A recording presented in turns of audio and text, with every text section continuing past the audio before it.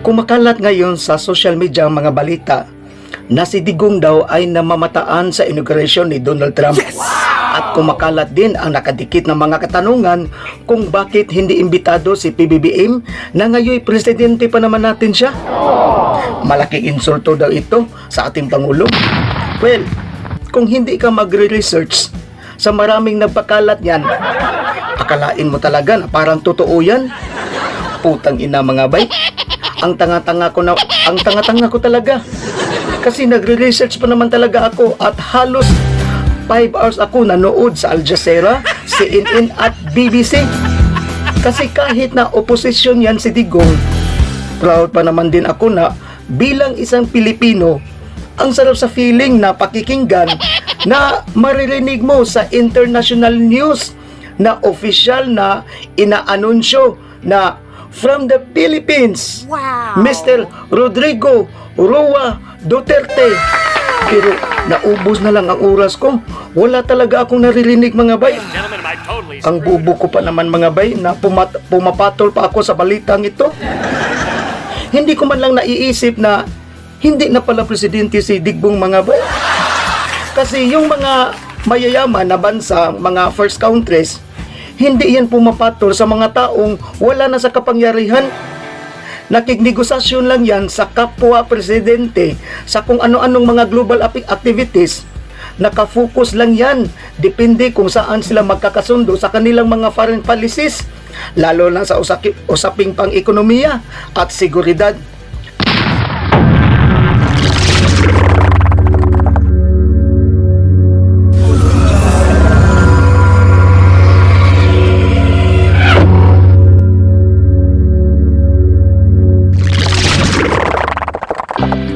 Now, upon my private fact-checking, ngayon ko lang nalaman na nakaban pala si Digong sa Amerika at sa ibang mga European countries. In short, hindi siya binigyan ng visa. Isa sa dahilan nito, yung binastos niya si Barack Obama.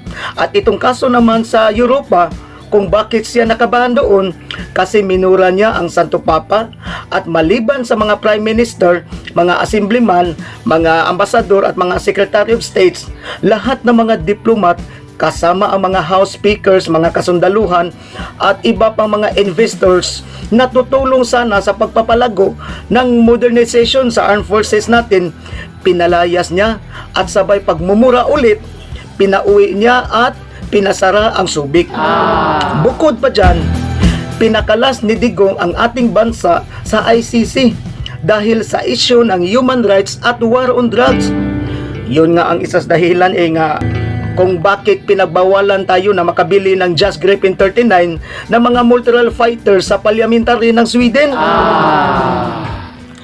Nangyayari yon noong time na nasa tuktok pa si Digong sa kanyang kapangyarihan sa Malacanang.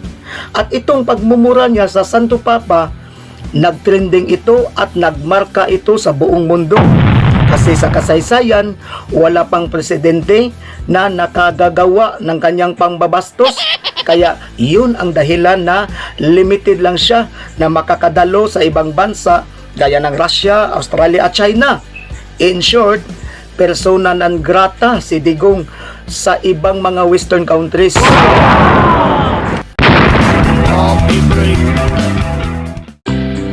Naaalala ko tuloy sa Biblia, buti pa si Satanas, kahit na pinalaya siya ng Panginoon kasama ang mga demonyo, sa aktual na inauguration doon sa langit, si Satanas pinansin pa ng Panginoon.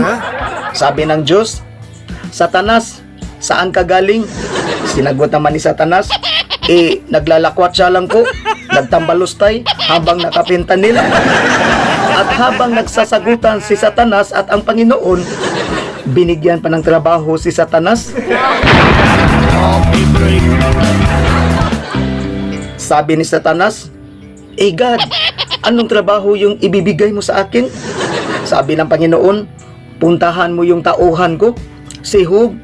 Tanong ni Satanas, anong gagawin ko doon? Sumagot naman ng Panginoon, bigyan mo ng maraming problema, pero wag mo lang patayin ha. Ayun, dahil inuutusan siya ng Diyos sa Biblia, walang magagawa si Satanas kung hindi susunod siya sa utos ng Diyos na aasarin at bibusitin niya si Job sa kondisyon lang na hindi lang niya papatayin si Job. Diyan ako namumulat mga bay na ang bait pala ni Satanas mga bay, no? Pero dito sa ating bansa, hindi may pagkaila na ang daming extrajudicial killing na nangyayari sa panahon ng tukhang-tukhang ni Digong. Dahil sabi niya, I hate drugs. My God, I hate drugs. My God, I hate drugs. Lilinisin daw niya ito in 6 months. Hanggang sa kumakalat din ang usap-usapan ngayon na invited daw si Digong sa ICC. Pag pumunta doon si Digong sa Amerika, yari. One step closer na lang yan sa ICC. Well, bakit ko nasabi ito? Wala lang. Ang weird kasi, sabi ni Sarah na pagpupunta daw siya sa impyerno, siya pa ang maging presidente doon sa impyerno. Pagdating nila dun, ako pa rin yung presidente ng impyerno. Bakit ako umabot sa Baclaran? Kasi di ba nag-report rin ako? Kailangan ko ng butterfly. Parang maichopwera yata si Satanas dito sa kanyang trono. Gusto ko tanggalin yung ulo niya ba? Yari ka dito, Satanas. Habang si Pastor Kibuloy, ginawang appointed son of God. Tatay ninyo si Lucifer. Tinalo ko dito. Hindi nyo natalo siya. Tatay ninyo siya. Tingnan ninyo. Hawak-hawak niya, mga liig ninyo. Tapos debate. Tapos sabihin mo, tingnan mo yung assessment mo. Takot ako makipag-debate. Hindi nga ako natakot kay Lucifer. Sa inyo pa? Wow. Pero bakit hindi ko kayo didibatihin?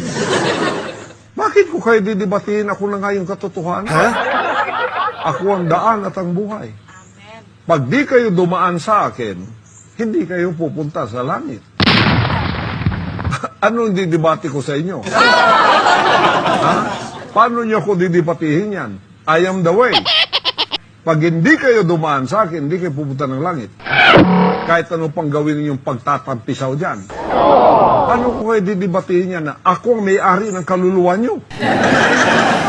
Ako ang may-ari ng sanlibutan ngayon. Magdidibati ako sa inyong mga hunghang kayo. Sino kayo? Kayo ang sumuko sa akin sapagkat panalo na ako sa tatay ninyo, si Lucifer. Na siyang may-ari ng mga kaluluwa ninyo.